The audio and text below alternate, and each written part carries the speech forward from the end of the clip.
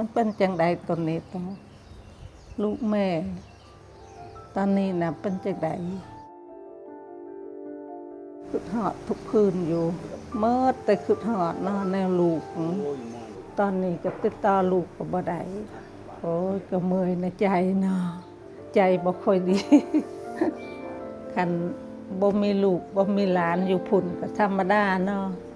แต่ว่ามีลูกมีหลานอยู่ทางแนวหน้าก็ใจบ่ดี เป็นห่วงก็ห่วงหลายจริงๆเนาะห่วงแห้ง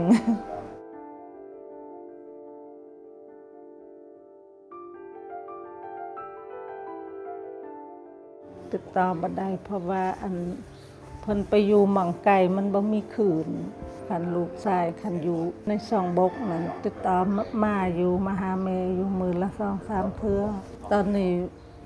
ได้ยินว่าใหญ่ไปเดินป่าน่ะห่วงหลายโอ้ยลังเทื่อก็กินข้าวบ่ได้แม่ได้ยินแต่ข่าวเบิ่งในโทรทัศน์ก็อิ่มแล้วกินข้าวบ่ค่อยได้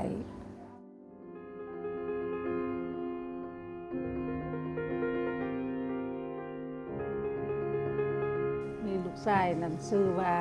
เอิ้นเล่นคือไอ้ตุงเนาะเกิดมาเพิ่นก็อยากเป็นแต่ทหารได้ล่ะอยากเป็นตั้งแต่น้อยๆจนว่าใหญ่มากก็พอได้เป็นเท่าคู่มือนี่เป็นตั้งแต่ออกจากทหารเกณฑ์มาก็ไปสมัครก็ได้เป็นเลยนั่นได้จักปีละบุญนี่ก็หัวเรียวหัวแรงท้องแม่เนาะบ่เคยให้เฮ็ดให้แม่ลำบากใจนะว่ามวนกับพี่กับน้องนอนบ่ค่อยหลับได้ล่ะแต่ว่าหมอเพิ่นให้ยาแก้นอนบ่หลับอยู่เวลานอนบ่หลับก็กินยา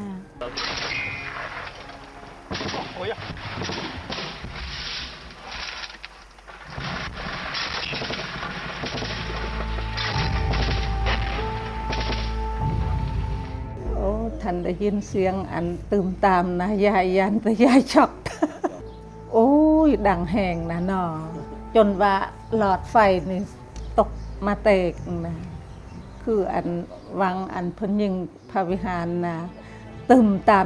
ามโอ้ยบ่ไหวแต่ตอนนั้นลูกบ่ได้เป็นหยังก็มันก็พอไปได้อันนี้ที่ลูกอยู่แนวหน้ายานแต่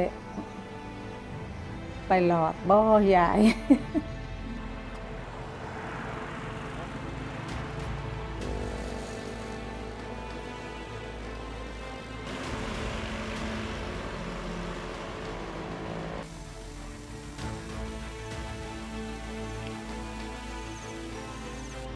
ก็รู้สึกบ่ค่อยดีใจเนาะบ่อยากให้มีเหตุการณ์นะอยากให้เพิ่นถือกันบ่อยากให้มีลบกันดอกอยากได้ไปมาหาสู่กันคือแต่กี้เนาะไปหากินหาอยากก็ไปหาทางพุ่นโอ้ยบ่ดีดอกมีแต่เสียหายเห็นบ่ปีนั้นเนาะกกยางกกยังเฮือนซ่านโรงเรียนก็ถูกพังเพหมดบ่อยากให้เกิดขึ้นเลยเราสถานการณ์จังสี่คุณแม่ย่านบ่จ้ะกลัวบ่แม่บ่ย่าน